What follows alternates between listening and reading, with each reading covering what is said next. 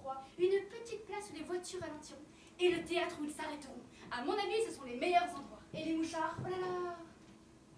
Il y en a beaucoup. Ils t'impressionnent? Je ne suis pas à l'aise. Personne n'est à l'aise devant eux.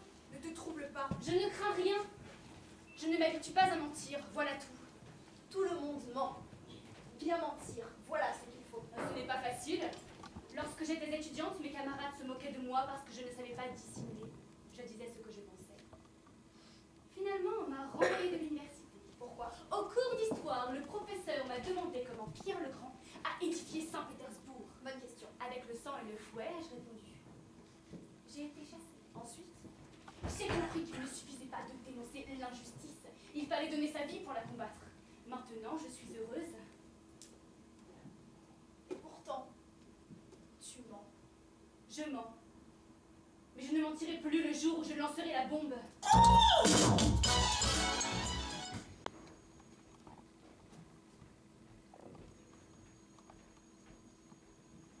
J'ai honte, Poria. J'ai honte. Je dois te dire la vérité. Tu ne veux pas lancer la bombe? Je ne pourrai pas la lancer. As-tu peur? N'est-ce que cela? Il n'y a pas de honte. J'ai peur. J'ai toujours eu peur. Avant-hier, j'avais rassemblé mon courage, voilà tout. Lorsque j'ai entendu la voiture rouler au loin, je me suis dit, allons, plus qu'une minute! Je serrais les dents, tous mes muscles étaient tendus. J'allais lancer la bombe avec autant de violence que si elle devait tuer la grande duchesse sous le choc. J'attendais la première explosion pour faire éclater toute cette force accumulée en moi. Et puis, rien. La voiture est arrivée sur moi. Comme elle roulait vite. Elle m'a dépassée. J'ai compris alors que Yannick n'avait pas lancé la bombe. À ce moment, un froid terrible m'a saisi.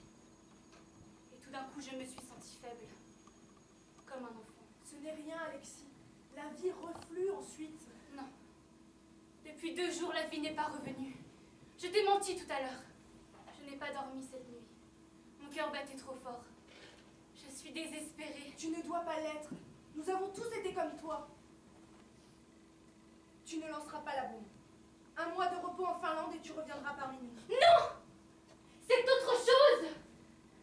Si je ne lance pas la bombe maintenant, je ne la lancerai jamais. Quoi donc? Je ne suis pas faite pour la terreur, je le sais maintenant. Il vaut mieux que je vous quitte. Je militerai dans les comités, à la propagande. Les risques sont les mêmes. Oui, mais on peut agir en fermant les yeux. On ne sait rien. Que veux-tu dire? On ne sait rien.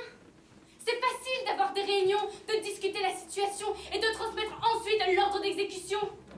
On risque sa vie, bien sûr, mais à tâtons, sans rien voir.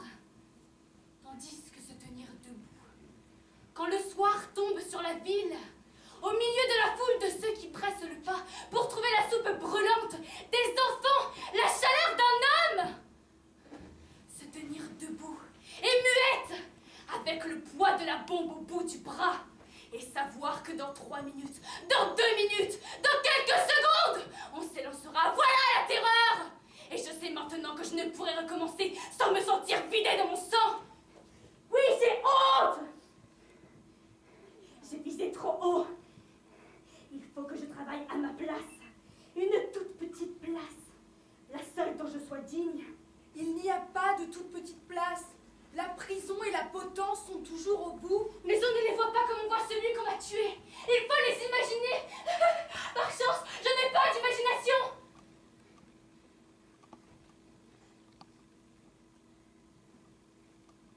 Je ne suis jamais arrivée à croire réellement à la police secrète. Bizarre pour un terroriste. Au premier coup de pied dans le ventre, j'y croirais. Pas avant. Et une fois en prison, on voit et on sait, il n'y a plus d'oubli. Mais en prison, il n'y a plus de décision à prendre. Oui, c'est cela. Ne plus prendre de décision.